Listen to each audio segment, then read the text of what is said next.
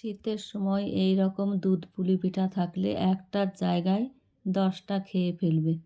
দেখুন কত সুন্দর হয়েছে ফুঁড়ে ঠাসা। চলুন দেখে নিই। গ্যাসে কড়াই চাপিয়ে দিয়ে জল দিয়ে দিলাম, স্বাদমতো লবণ, ওপর দিয়ে আতপ চালের গুঁড়ো দিয়ে দিলাম। নেড়ে নেব। ভালোভাবে নেড়ে নিয়ে নামিয়ে নিয়েছি। হালকা গরম অবস্থা মেখে নেব।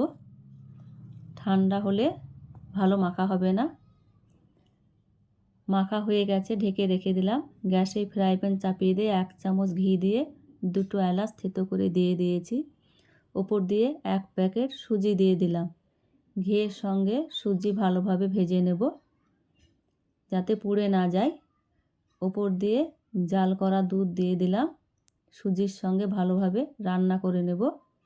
ওপর দিয়ে 1 প্যাকেট গুঁড়ো দুধ দিয়ে দিলাম। এটা দিতেও পারেন, না দিলেও হবে।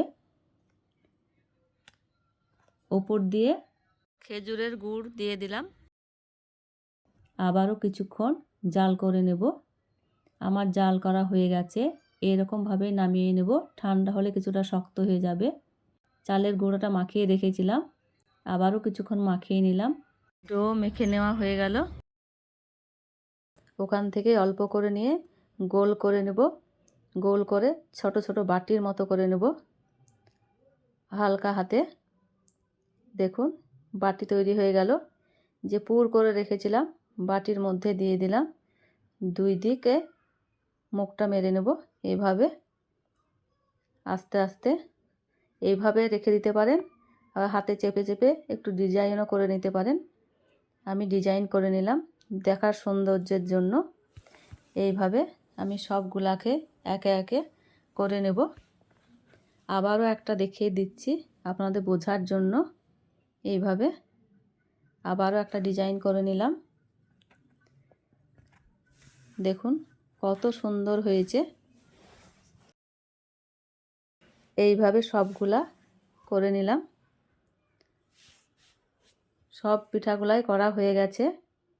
আমি এদিকে দুধ জাল করে নিলাম। 2 কেজি দুধকে জাল দিয়ে 1 কেজি করে নিয়েছি। ওপর দিয়ে খেজুরের গুড় দিয়ে দেব। ঠান্ডা অবস্থায় দিয়ে দেব, নাহলে দুধটা ফেটে যেতে পারে। এইভাবে আবারও 2 মিনিট জাল করে নিয়েছি। এদিকে গ্যাসে জল বসিয়ে দিয়েছি, গরম হয়ে গেছে। যে পাত্রে পিঠাগুলো ভাপাতে দেব তেল মাখিয়ে নিলাম, তাহলে পিঠাগুলো লেগে যাবে না। একে একে পিঠাগুলো দিয়ে দিলাম। সবগুলা এইভাবে দিয়ে জলের ভাপে পিঠাগুলা ভাপিয়ে নেব। এবার ঢেকে দেব কিছুক্ষণ। 2 মিনিট পর ফিরে এলাম। দেখুন পিঠাগুলো ভাপানো হয়ে গেছে। নামিয়ে দুধ জাল করে রেখেছিলাম ওতে দিয়ে দিলাম পিঠাগুলা। বাকি যে পিঠাগুলো আছে 2টো এলাচ দিয়ে দিলাম। বাকি যে পিঠাগুলো আছে আবারও ওই থালাতে দিয়ে দিলাম। সবগুলা একইভাবে আবারও ঢেকে সেদ্ধ করে নেব।